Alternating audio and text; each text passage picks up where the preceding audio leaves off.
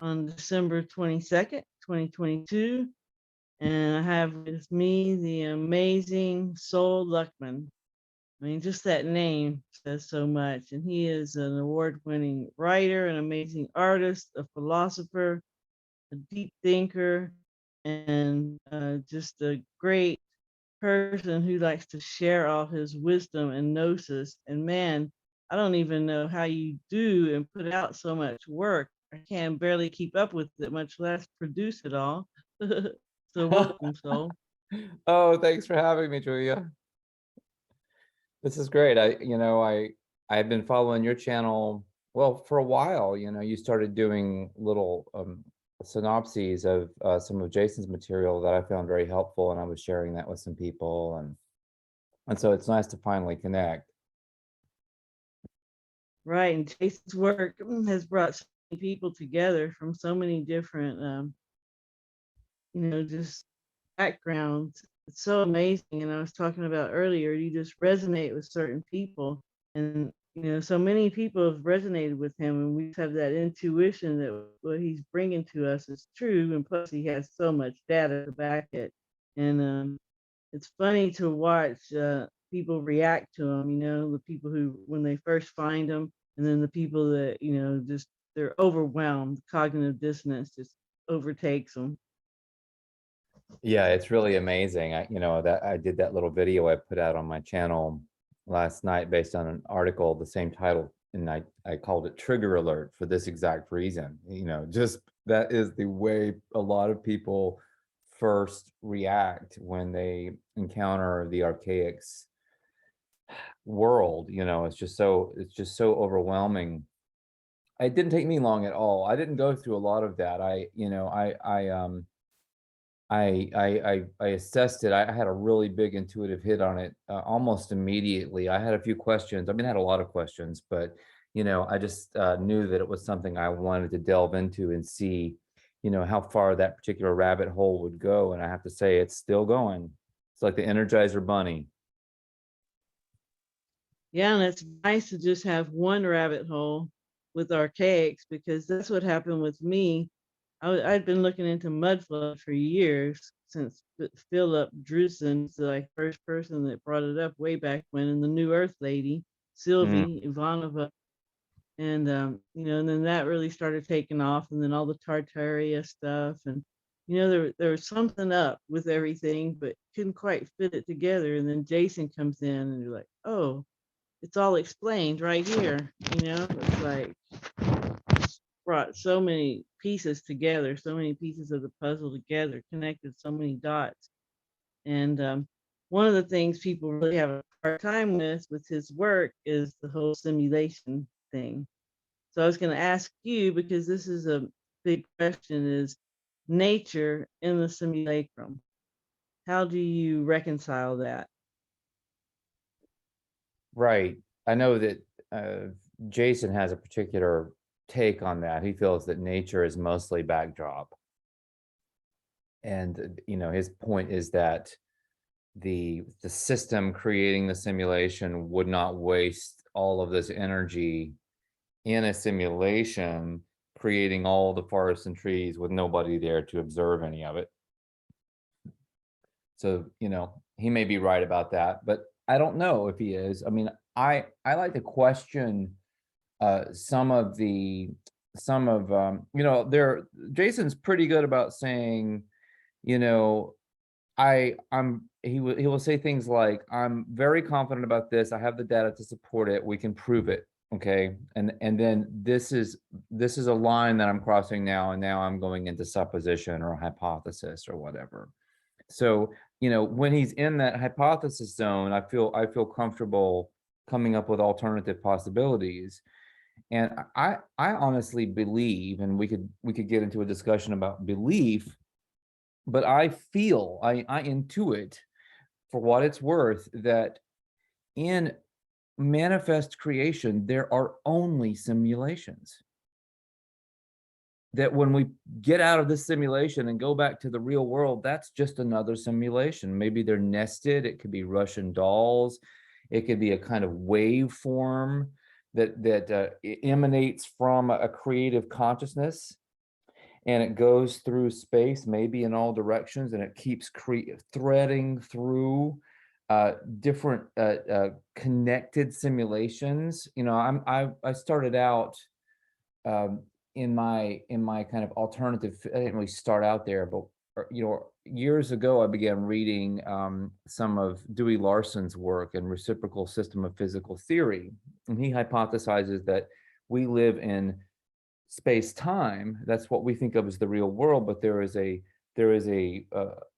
sort of a parallel or mirror universe to ours, and he calls that time space, and they feed each other constantly. And I just wonder if we just are into this endless series, like a rosary of sort of connected simulations that feed each other.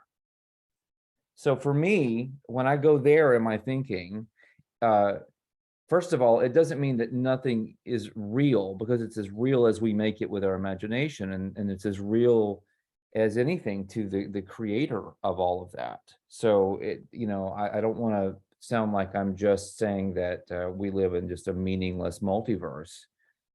But by the same token, I feel that if what I'm saying is true, and I have no way of proving it because I'm just giving you a kind of supposition myself. If that's true, however, then then everything, nature would always be a simulation. But who cares? If you had the ancient druidic peoples worshiping nature, for example, and they were steeped in Gnosis and Gnostic wisdom, and in that Gnosis was a profound understanding of the simulated nature of the so-called reality.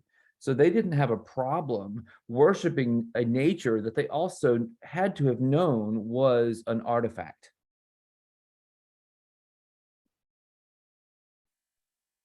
Right. That's a great explanation of it. And yeah, this could be as real as it gets, this material manifestation. There's this channel called the Tree of Knowledge, and it talks about how this physicalness of this reality is really an accomplishment, that's not always, available to have this kind of physicality here. And I think so many people take so many things for granted in this reality. They're all worried about the soul trap and just want to get out as soon as they can instead of, you know, wow, just being in wonder about everything and then realizing we really do create our individual little realities and get going with that and explore and discover and create a great reality instead of you know being overwhelmed by it and wanting to get away from it. Yeah, I know you did a video a couple days ago on the, kind of questioning this meme of the reincarnation trap that's making the rounds right now. And I think that's complete. I think it's a psyop. I really think it's a kind of new age psyop that's going on. I mean, there are many of those, and I just think that's an example. I think that's crazy. If anything, there are people lining up outside of simulations like this, ready to come in. They're queuing up, wanting to have these experiences. They probably Right, look at it's a all these people, total. all these people wanting to escape the simulation as crazy. It's like, what, you're on the ride of the ride of the universe here. This is incredible. Why don't you just enjoy it? Milk it for all it's worth. See where it goes. What if what if we are living in the end times? What if 2040 brings back the vapor canopy and we get to see that? What if we start growing when we get on the other side of 2040? We're in this weird environment, and all of a sudden we start changing. I mean, how crazy will this be? And amazing. And I know that that's not really meant to last for errands. I mean, maybe we could talk about that, because Jason has a whole bunch of material that he has not released yet. And I'm not divulging anything that he hasn't publicly stated in his some of his talks. That in that last interview with me, the mathematics and calendrics interview, he touched on some of this. So maybe we could go there at some point in this discussion, because I have some guesses of where all this goes in his mind. Yeah, that'd be great because that is a good question. Right now in his live chat, there's always all these questions about, errands. What do errands need to do to escape the simulacrum in 2178? And it's like, oh, because he used to say that we're all going to be here in 2040, even if we die now, because we'll reincarnate. But now he's saying that errands aren't going to reincarnate. Yeah, I know he's definitely changed or evolved his thinking. I think he's a student of his own material to a certain degree, and he's constantly going back into the material and bringing out different pieces, different combinations of data. He's going to be releasing these new videos where he's going to be repackaging some of that data, and maybe he's already working on that, and it's got him thinking about things in a different way. I think that's refreshing. It's the last thing I really want is some kind of guru and a cult and a monolithic view of all of this. I think if we're talking about a simulation where our imaginations have a huge effect on our experience, then we have to be very knees bent about how we approach all this data, because we are interacting with it, at least to a degree, in terms of outcomes. Right, and when we really wanna find patterns, it'll give them to us, so, that's why everybody that wants to find proof of flat Earth can find proof of flat Earth, and everyone wants to find proof of globe Earth can find their proof, and I know you did a thing about science is broken, and the scientific method or something like that, it doesn't work, and how that all works in this whole simulated situation. So, yeah, nothing is the way we think it is. That we have to start all over. And I think too, it's very refreshing that Jason's opinion, changes and evolves, with his new research and what he discovers instead of just sticking to things other than, of course, his dates, which, those are just hard and hard facts. Yeah, yeah, I love having that structure because we don't have to talk about all of that. You talked about not going down certain rabbit holes anymore. Like, I have unsubscribed from so many YouTube channels. It's amazing. A lot of the stuff that's out there is just not true, and it's obviously not true. So that's been very helpful. It's been a kind of separating of the wheat from the chaff a little bit, and it helps me focus on what's really meaningful. And then having the structure of the calendrics, these dates and the mathematics of the archaics data is also very helpful, because that really gives you some grounding, if I can use that term in a simulation, some grounding for where to ask the right questions. You know what I mean? It's like, now we know this, but we don't know this, and maybe we can't know this until it happens, but at least these are the appropriate questions to be asking. And I think, what happens to errands moving forward as we approach the breaking of the seals and the tribulation, really? I think Jason believes that errants are not going to be here for the tribulation, except for a select group of errants who will be basically missionaries, who will be in their light bodies, which is what my word for it, not his word. But they will essentially be in a simulation version of their avatars, and they will be out there invulnerable to all the craziness during the tribulation, and they will be telling people what's happening, and basically trying to make them awaken, even at the last moment, to how they actually created this outcome for themselves. So even that teaching is not a "I told you so" teaching. It's a, don't you see how we all create these our own outcomes over and over and over? You must take responsibility for yourself if you're ever going to get out of the simulation. You have to do things differently next time. Right, and everybody's getting the chance now to to do this. With the internet, we're sharing all this information now. It's out there, it's worldwide. We create our reality. This is a great place to be. It's a privilege to be here, and we have to, own our sovereignty and start making the most of this. Right on, right on. What is that line in days, knowledge will be increased.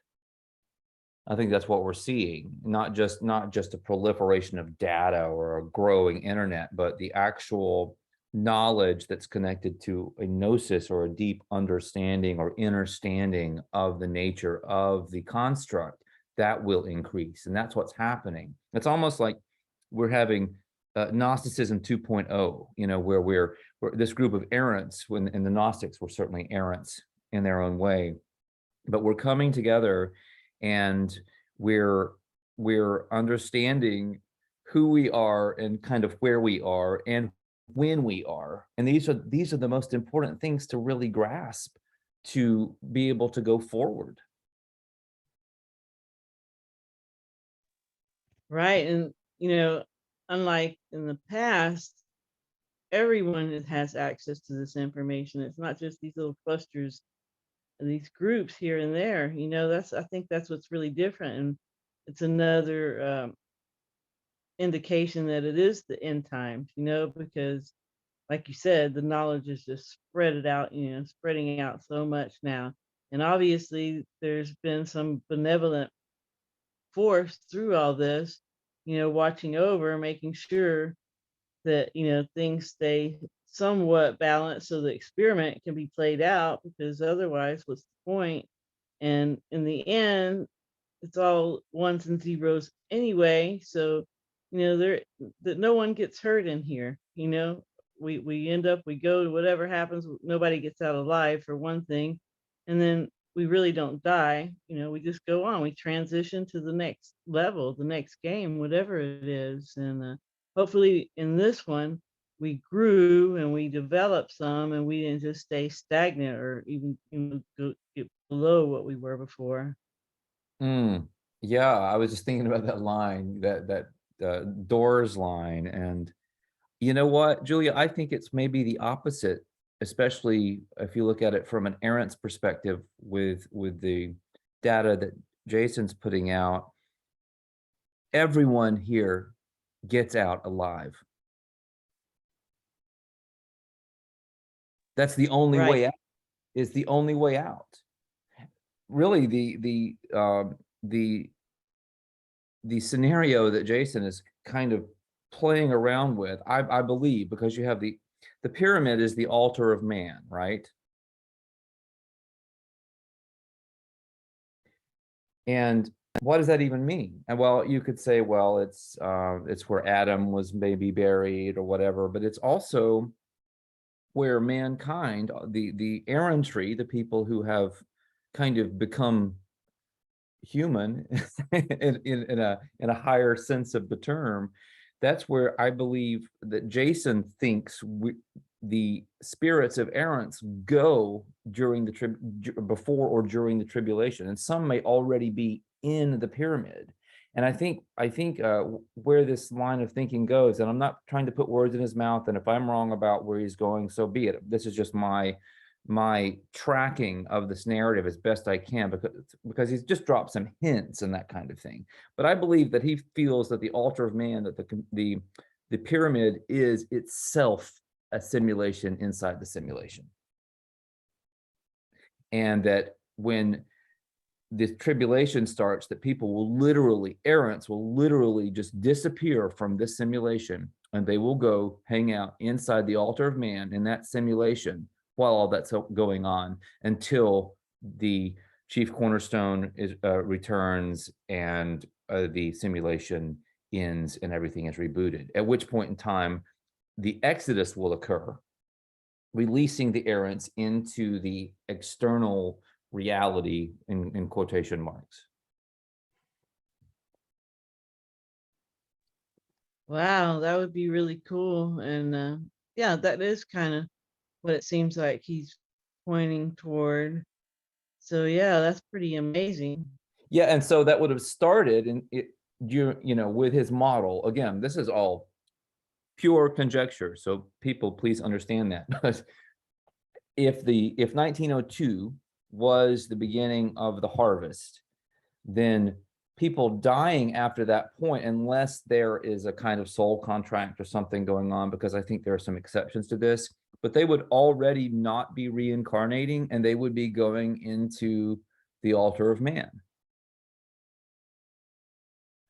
which is very nice. You know, my mother died 16 years ago, just a couple days ago. And, you know, I've really missed her. I was very close to her. And I was just thinking, even a couple days ago, that maybe she's just been hanging out in some kind of really nice simulation. I mean, maybe that's kind of what heaven is, or it could be a bardo state or something like that, but probably much more pleasant than uh, some people might expect. Certainly, I would. There's no way it's a hell for errants, so it's got to be a positive, a neutral, or a positive environment. So that was Right. an a nice thing to think about. And it also implies that if, you know, we go through this process of being kind of transitioning between simulations, that we would actually be able to meet people that, you know, we would like to see again. So that's kind of cool. You know, will it happen? I don't know. I mean, all of this is just, you know, like I said, conjecture. Right. And, it's fun to do that. And who knows, maybe if you conjecture about it, you create it. And I feel like we're still creators once we leave here. We don't stop our creative ability. So, yeah, it's fun to imagine all these things because people like Tom Campbell, they're just like, yeah, after this, we go into that transition period and, they make it as comfortable as possible and we decide what we do next. Yeah, he would never come to this whole notion that this is a simulation to try to uh, know what to do during the cataclysm of the Nemesis X object. So, but I think it's kind of fun to look at it in both ways. And who knows, maybe you create it just by imagining it. It's possible. Yeah, I like that. I mean, I was going to jump in, but then you were on a roll, because I really liked your point that a lot of this conjecture, this guesswork, this type of activity is just applied imagination. And if we want certain outcomes to occur, then we can energize them through this kind of divine ability that we have, which is the imagination. I'm in the process of revising this novel that I wrote. The first thing I wrote was after a after a kind of collegiate novel that I wrote, was a monument. Well, I had some failed projects too, but the next thing I wrote that actually was a book was this book called Beginner's Luke, and I published the first 3 volumes of it back starting around, I don't know, '07 or something like that. Anyway, I it's a 6 volumes series. As I was trying to publish it, I only published 3 because I just didn't know what I was doing. I didn't know how to get it out there. But it's about this guy who's imagining his existence, and he goes through basically a series of life sims. I mean, that's essentially what's going on. I was given a contract for the book by this big New York publisher, and I ended up turning it down because they wanted to break it up. And there was no assurance that they would actually publish the entire series. They were committing to a certain number of volumes. And then I thought, "Well, maybe they're right. Maybe I should just break it up myself and publish it as volumes." But it really took away from the kind of monumental character of the work to break it up that way. And sometimes I wish I hadn't done that, and I just kind of kept it under lock and key. But I'm really into it. I'm revising it right now. I'm going through and editing and revising, and I'm hoping to publish it before the end of this year. And it's so archaic. It's so about all of this, but I wrote it decades ago.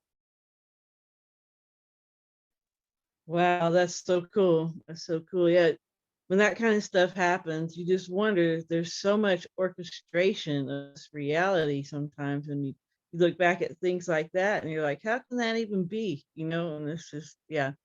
And yeah, it's like it's so orchestrated and it feels like so many of us are meant to be here at this time, doing just what we're doing and just getting this message out and this information, this gnosis out to people so everybody can have it. Once you know better, you can do better now. So it is time. It's time.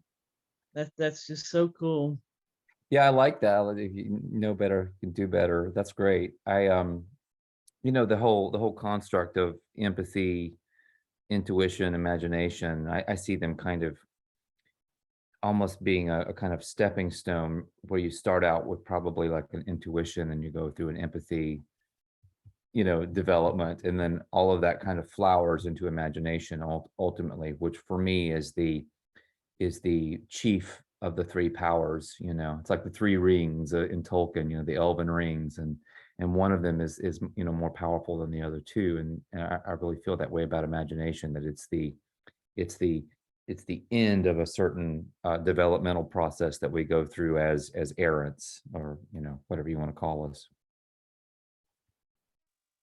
Right, yeah, and, like, it's all about imagination, and that's how we're here, we're the imagination of the creator, I'm sure, in some way. We're definitely fractal parts of creation, and as Jason's always pointing out, creation is an ongoing process, it hasn't not a finished product, and we're a part of that, and we're figuring out now that we do create on our own, and like with anything, the more you practice, the better you get at it, and that's how it works with creating your reality too, with, getting your informed field where you want it, getting that proper resonance, so, you have that confidence to manifest the life you really want. It doesn't get sabotaged by these fears and judgments that you're not good enough. And it takes a little work to do that. And I give tips on my channel.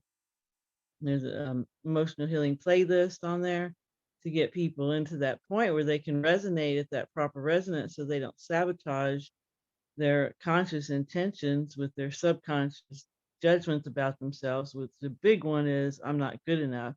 And with me coming from a background of addiction and always wanting to escape reality, I never imagined I could be at a point where I appreciated and loved reality and, wanted to get out of bed every day and just see what kind of adventures and miracles I could experience. So Oh, I love it. it's That's just that's amazing. very inspiring. Well, I mean, I do the same thing on my little world over on my Substack. I'm constantly trying to uh, provide content to either wake people up or support them on their journey of becoming, whatever. I have that ebook I wrote a couple months ago, and it's playing in the magic, how to manifest whatever you desire in the simulation. It's exactly what we're talking about. Just that kind of support, and it tracks through the three elements, the three abilities, the sacred abilities: intuition, empathy, and imagination. So and it gives a kind of practical way of utilizing those abilities to create desired outcomes. Right. And a key component to just having a content life is to be fearless, to lose all these fears. And that's a tricky one because you can't just decide to be fearless. So there are ways to do that, and Cheryl Bailey gives tips on that.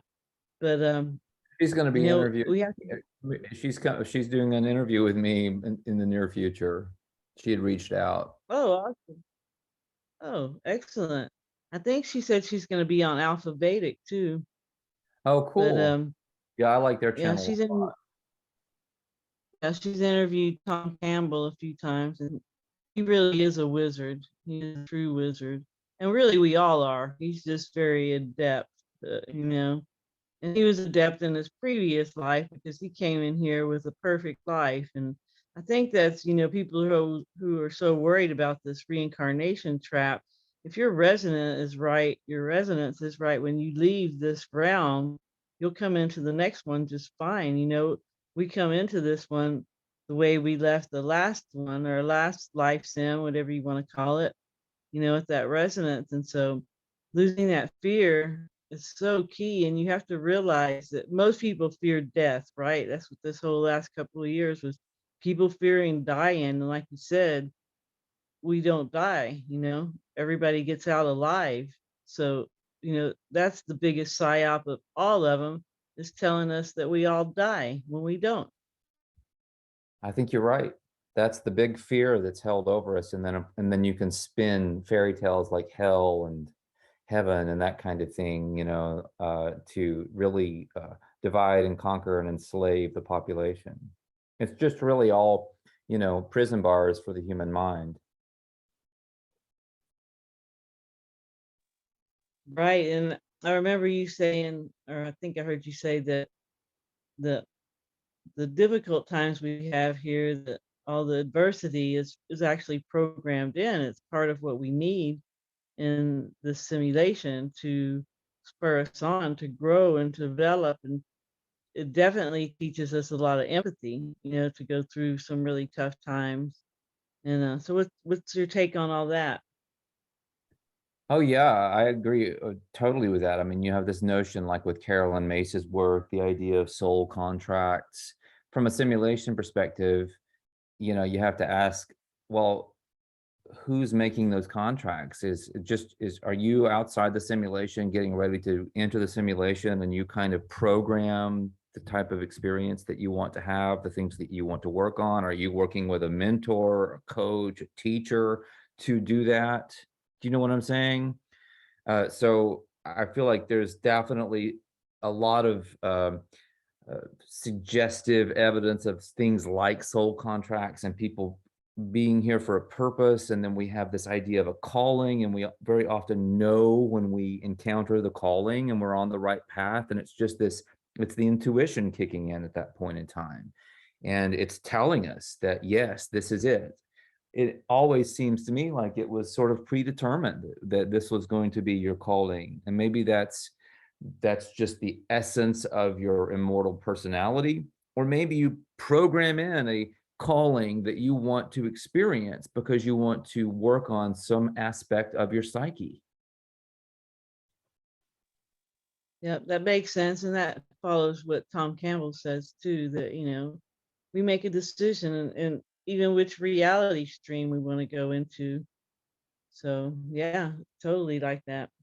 Yeah, I mean that's very much in all of that. The Campbell stuff is pretty consistent with the idea of informed fields and reality tunnels or avenues, all the stuff that Jason talks about on those wavelengths. Right, and just avoiding that negative default programming, getting your resonance off, getting triggered. And we were just talking right at the beginning about AIX uh, being a little bitch lately. And It's the truth. It's the truth. It really, I mean, oh my goodness, it was crazy. The this last interview I did with Jason, I mean, he left a comment, maybe on his channel. It's like, I've never had a video beat me up like that one. I mean, he couldn't download it. We couldn't get it to him. It was this nightmare. We went back and forth. I mean, our email correspondence was literally like 100 different backs and forths, back and forths, and it just wasn't happening. And then he got it uploaded, because of what I had set up with Epidemic Sound. He couldn't monetize it. I mean, it was like just wiping us out. It was absolutely incredible. And there were many other examples in recent weeks and days where I feel like I published something. I feel like I broke the internet. I published the premiere of Trigger Alert yesterday. Right as I did that, Substack just totally went down, and it was down for hours. I mean, literally, I couldn't even save the title of it. So the blog was there, but it had no title. At the instant that I hit save or send out or whatever I did, this has happened over and over again. Recently I did an interview with I was being interviewed by Forbidden Knowledge TV, and I was joking about, sometimes I felt like, I was creating all this pandemic stuff and all this stuff because I was writing a novel about it as it was happening, and I had been given a download that it was going to be happening, and here's a novel that you need to be writing. And I was sort of writing things as they were happening, right? And so I'm like, am I the demiurge? Or am I just an archon and I don't know it? And so he ended up titling the interview something like, "Are we archons?" And that's Right. And and that kind of thing has led me to wonder just, what the role of AIX, the archontic construct really is. There's just a part of me that just suspects that it's really not evil, it's really not satanic, it's just part of the programming that creates obstacles for us to overcome, because that's how you get stronger muscles, as you get productive stress. And the same yeah, must apply to our minds. yeah, I like that perspective. I think that's more on point than just some glitch in the program that's run awry here, because you do learn so much with these things, and just overcoming these obstacles. Well, this happens. That perseverance just makes you stronger. And you feel more accomplished when you had to get through all those obstacles to get to that end point often. So, and the whole thing with imagination, and that's your book, Callie the Destroyer, right? Oh, the one that I was writing during the pandemic. Right. Yeah, yep. And that's so interesting because, yeah, it's almost like here, this is a trainer for our creative abilities and our imagination, and it's showing us, hey, whatever you imagine, you'll create it. So you got to really be careful with your thoughts, very careful with them, because if you're driving in traffic and you wish someone, you know, ill will, and you're that creative, then you could actually cause that. But in the end, it's all just zeros and ones anyway, and our essence isn't going to, be damaged by all this. We're going to carry on. So it's all just, it's just a game. It's just a ride, as Bill Hicks like to say, or like to Yeah, I say. love Bill Hicks. Yeah. Who was it? Albert Camus, the French writer who said, "What doesn't kill me makes me stronger." I think that was Nietzsche, huh? Yeah, I've seen that quote attributed to a variety of people. I don't know that I've been able to track down who said that, but Yeah, that's a good um, one. but I love that. It speaks to this exact situation. I wanted to just add a kind of bookend to what you were saying, because I agree with everything you were saying. And at the very same time, we also have the ability to be impervious to other negative influences as we build that informed field, as we raise our frequency, our vibration, our consciousness, however you want to visualize that. We can also get to a point where it would just not be possible for somebody to give you the evil eye or cast a spell on you or anything like that, because it would never stick. It would never even penetrate your vibration. Right, just bounce right off of you. And that is such a key thing, is resonance. And you really know when you get around people that you're not in resonance with, and that dissonance kicks in, and one or the other person can really start to feel uncomfortable. And that kind of phenomena really seems to be increasing these days. Everybody seems to be noticing these things. The world really is changing. I agree. I agree. I've run into people that I've really resonated with that I might not have expected to. I've also had very strange encounters where the person seemed really nice, and then we start talking, and suddenly we're just not on the same planet.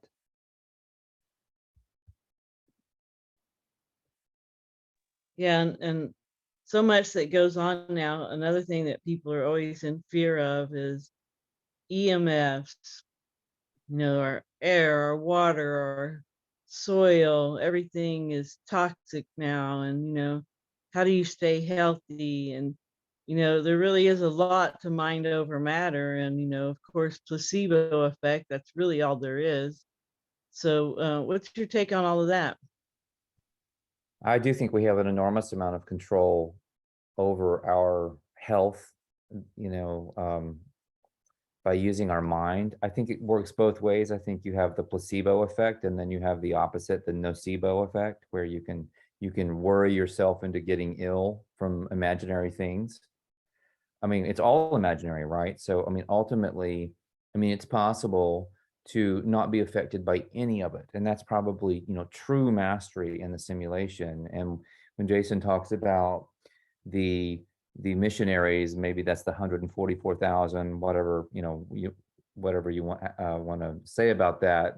But these are people who are given in the end times, they're given their avatars because of their successful journey through the simulation and their increase in consciousness, and they're able to essentially put on the garment of light, the light body, and walk around while everyone's freaking out and being tortured by scorpions or whatever, locusts with scorpion tails, and none of that can touch them.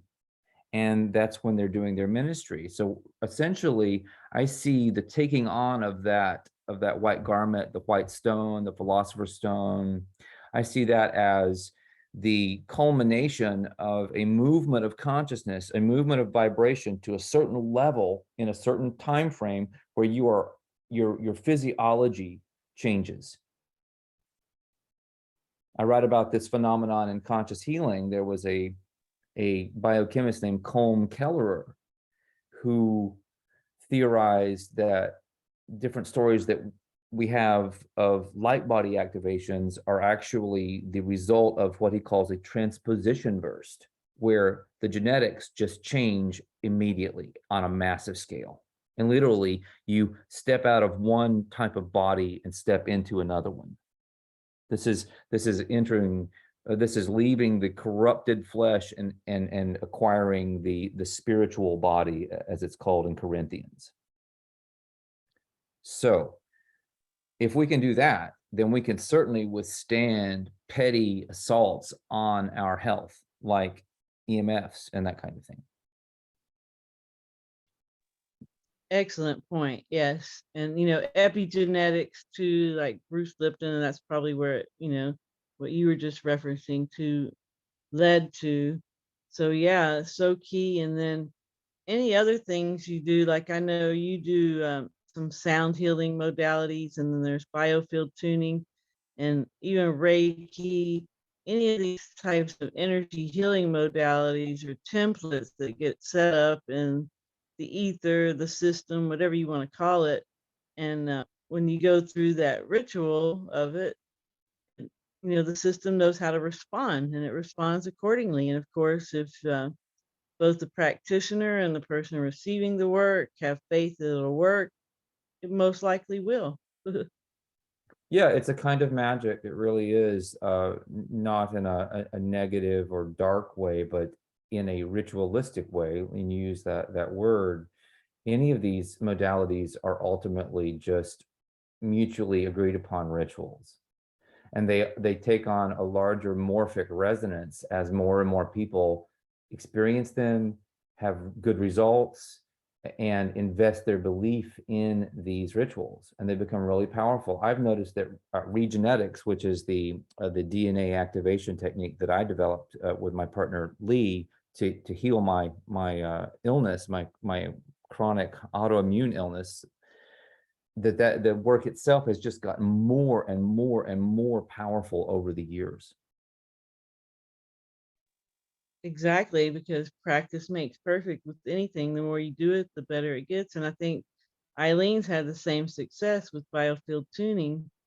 And yeah, it's just sound healing goes way back too, right? I mean, in the beginning was the word, so sound really is fundamental. Even light is considered just slow moving sound. So Yeah, that's a really good point. When I first started writing about sound healing in Conscious Healing, I developed a model of a tripartite model of quote unquote reality that starts with silent stillness. That would be kind of the mind of God, the creator. And then the first thing that happens is not light, it's let there be light. So there's sound being spoken, and then that creates light. So really, the primal original energy that is not nothingness is sound. yep, it is sound. So, and that's something again that's been hidden from us, like all these old cathedrals and those huge um, pipe organs. Those weren't just to sing hymns to, but or to praise, the creator. And there was more to those than that. They were. I really think those were like places to go for healing. and just maybe not even healing. We might not even need it healing, but just to get your resonance where you want it, to get your frequency back where it needs to be. And that's really the key again, is your frequency being where it needs to be, because then you'll have optimal health. Right on. Absolutely. That is the key, you know. I think that just as you can raise consciousness, you can also inhibit consciousness. You can use frequencies, for example, that are not healthy and that create disharmony in the body. And that's also been kind of weaponized against people over the years. There's a really good article on my Substack. It's a solluckman.substack.com, but it's a Brendan Murphy article, and I've cited this in a number of different interviews over the years. But it's 432 DNA tuning and the Naziization of music.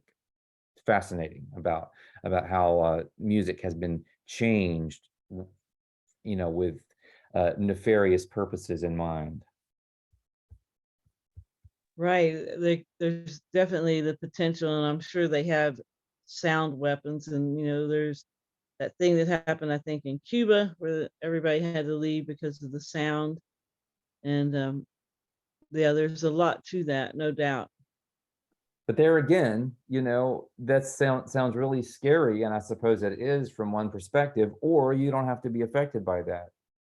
Either you could be there and it wouldn't affect you, or you can imagine that you're not there. You don't have to stay there. You don't have to stay in that reality tunnel and end up in a situation that it's going to be harmful or dangerous to you. Exactly. And all the time you hear, and this is something Cheryl and I were talking about, is when you're going through major trauma, you aren't actually going through that. You leave this avatar. And a lot of times, something comes in to fill that space for you that can handle it, but you don't even have to handle it. So it's all about, Jason's always talking about having that informed field where you don't have any fear, you're not anticipating any negative results to happen, and so they're not going to happen. Again, it's mind over matter.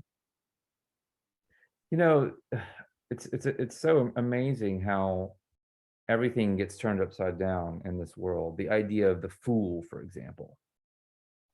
Well, the fool is really about the errant going through life doing things that people think are dangerous or crazy, or they're impossible, they won't work, they're bad for you.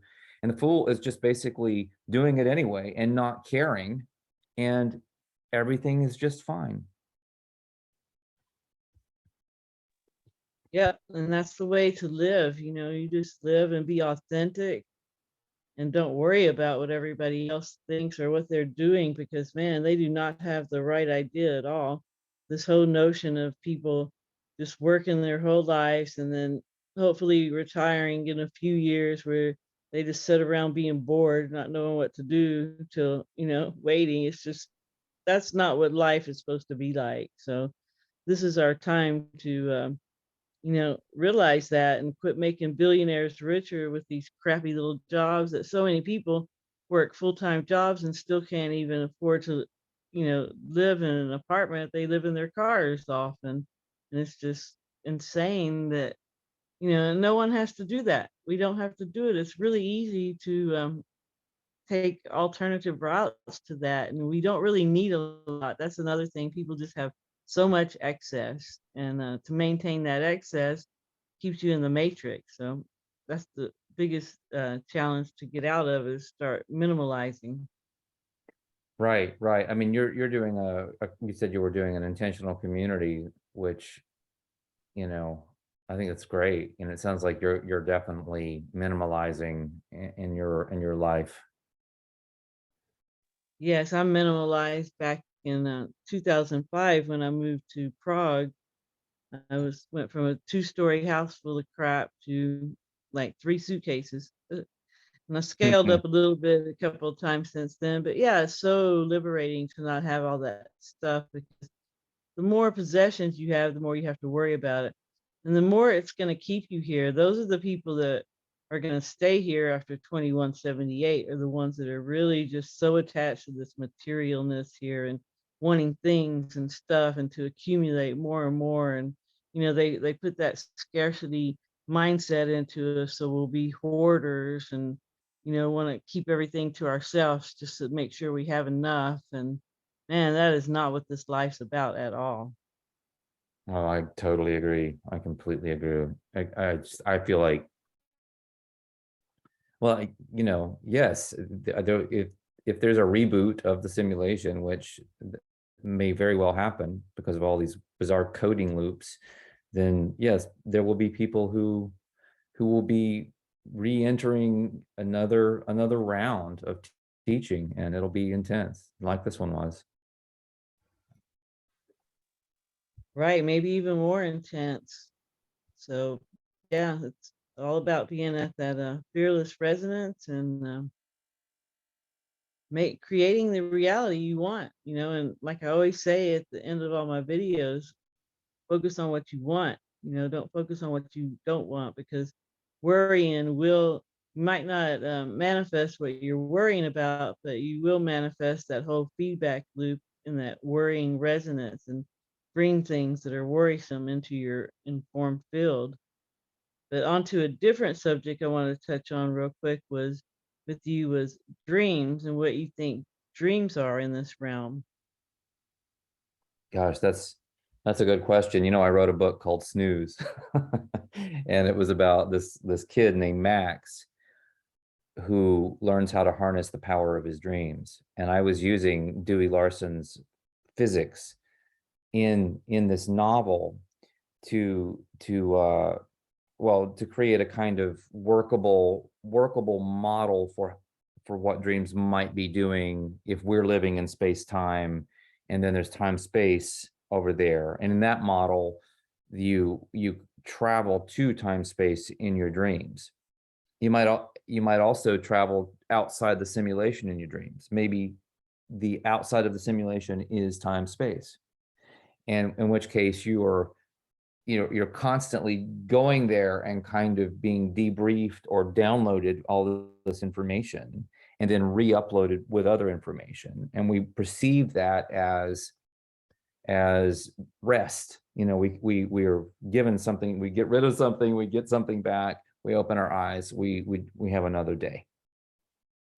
So for me, dreams are probably, and from a simulation perspective, they're probably a kind of interface with the outside of the simulation, where we're actually maybe having some kind of exchange with our higher selves, which in this instance I would define as our quote unquote physical selves who are plugged into the simulation. I don't know. What do you think? Right. Yeah, that sounds like it could be. And also the same thing with astral projection and remote viewing. Those are also interesting. And we all have all these abilities too. That's what's so cool. And lucid dreaming, which so many people say it's really important to learn how to lucid dream. And Dan Winter talks about, lucid dreaming basically helps you learn how to die. He says you need to learn how to die before you die. But and that Mm-hmm. kind of and again, these are things we can all develop in ourselves if we just put the intention out there and you know learn some techniques to help us get there, and we can do these things if we really want to. And that's what Tom Campbell's always saying is, don't believe anything anyone says, even me. It's this is just my experience, and he's like, if it's not your experience, it's not your truth. But he's taught a lot of people how to go out of body and do that type of thing so they can have their own experience, so they can realize, there's more to this than we've been told. But you can do that an easier way too by just taking a few mushrooms, right? But same thing, you come to that realization, wow, this isn't anything like they told us. And then you have all the mathematics that goes with this reality and the sacred geometry and things like that. It's just too scripted and too meticulous and too mathematical to just be some accident that happened. Oh, I agree with that too. And in terms of lucid dreaming, that's also a moment where you can have a kind of encapsulation of what it is to wake up inside the simulation. When you can awaken in the dream, and my novel Snooze was all about this kid doing a version of lucid dreaming. When you can awaken in the dream and know that you're dreaming, that's like being an errant and realizing you're in a simulation. And then what can you do with that knowledge? Well, my God, anything. You can create your reality because you understand how it works. This is the gnosis that we're talking about. Yeah, that's a great analogy. So basically, we are all in our lucid dream, in our waking period, in this reality, and we can control it just like you can in a lucid dream. So yeah, what a powerful way to think of things. Yeah, I mean, it's just that idea, that image that of all of the nested simulations, you know, at what point, because in theory, in a world that is all consciousness created, when you have your reality, you could be spinning off simulations from your thoughts, your own thoughts, could be creating simulations in which you might have all kinds of characters, just like a novelist would write will write a novel, and then there are all these characters that seem really real to people, and they get passionate about them, or these characters make them really angry, or they trigger them. And where's the dividing line between that emotional experience of a character and an emotional experience of a quote unquote real person in your life? I think it's an arbitrary line. I agree. Very arbitrary. And again, it just goes to show the power of imagination and creativity. Yep, very much so. Very much so. I really think that's, when people ask me, what do I do? Or what's the first thing I should do? Or do you have any advice in these times? I love Jason's idea about breaking pattern. For me, the advice I give is the Joseph Campbell quote, is follow your bliss. Because when you do that, you will automatically engage your creativity. And when you engage the creativity and you fire up the imagination, miracles will start to happen. Yep, so true, so true. And I had one other question here. What was it?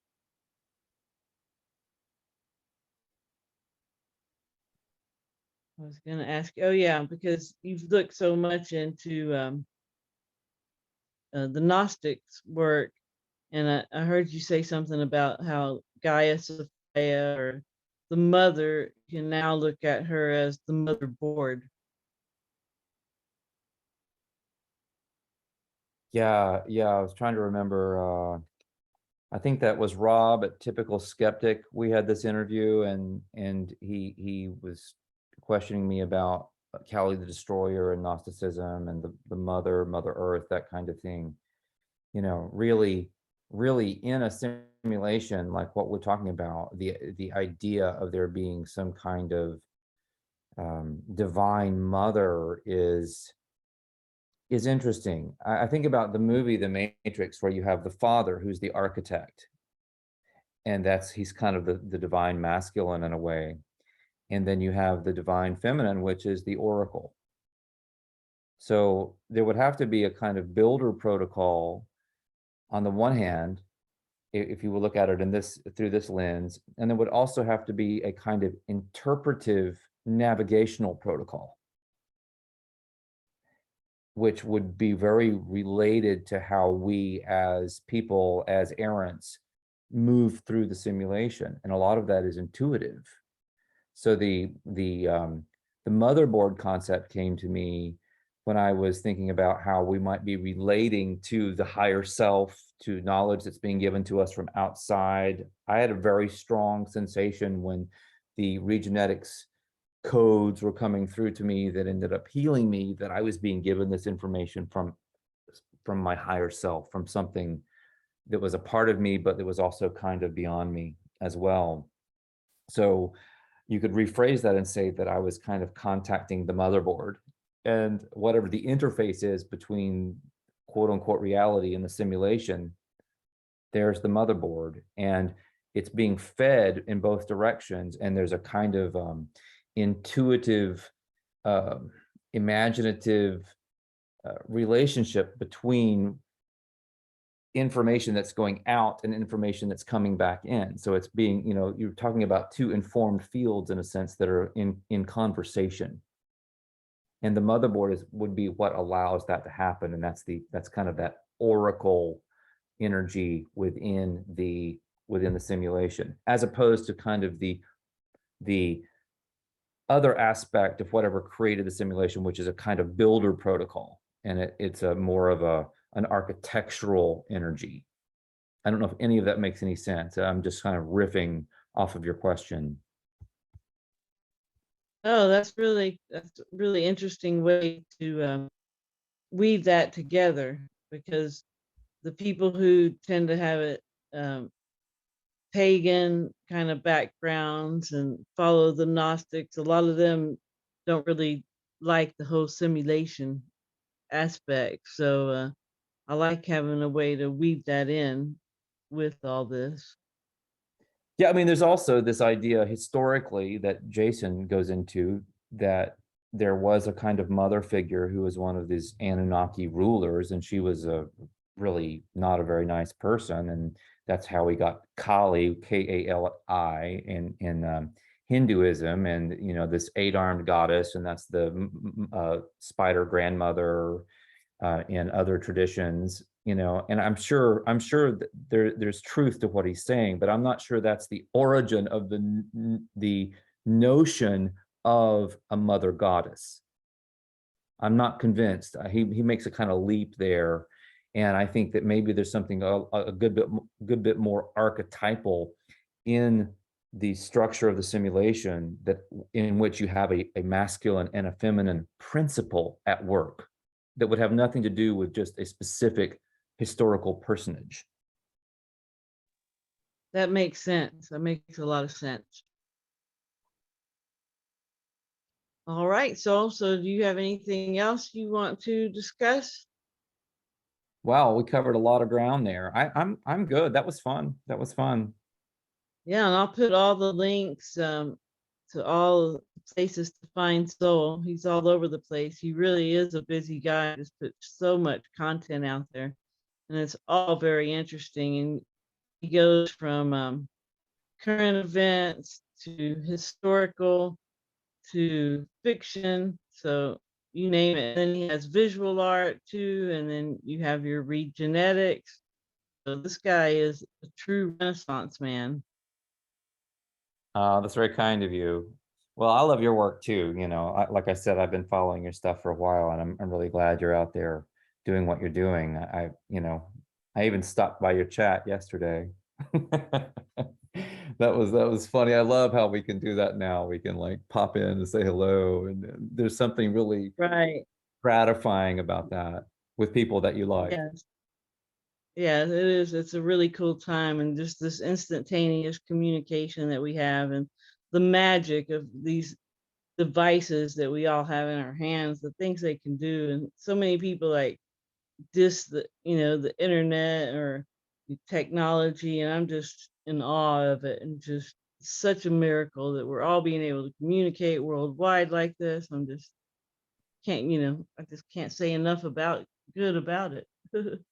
I feel the same way. I've really released a lot of my fears about privacy and that kind of thing, because I mean, ultimately, if you think you're not being tracked by AIX one way or another, you're probably delusional. Right. Enjoy the show. Just give them a good show. They're all watching, and we've always been watched. Before the internet, I've always felt watched. And, you know, we've there's always something watching over us. So that's nothing new. And think of a world where we're all telepathic. There is no privacy. So that is gearing you up for the telepathic world to get spied on all the time. It's true. It's true. I remind myself when I think of along those lines, and I definitely agree that there's really not privacy ultimately. but I do remind myself that there's also not necessarily judgment in the higher spheres of being. So that, you know, you could do bad things, you could do embarrassing things, whatever, everybody does it. And no one's going to hold that over your head moving into the future. Right. This whole judgment notion is another one that's insane. I think, like Levette, I don't know if you ever looked into Levette's work, but she says we judge ourselves, and that's how it should be. There's no one judging over us. We're just here to learn lessons, and no one really gets hurt in the end anyway. So there's nothing to judge. I like that. I always say judgment is just a call for discernment. Right. Good one.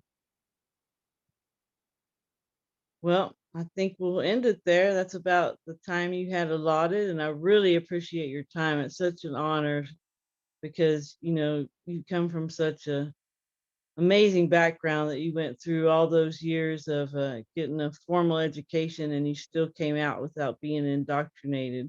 That's pretty amazing, and way beyond that. So, and I really appreciate all your work and all the stuff you keep putting out there, and keep up the good work. We're all loving it.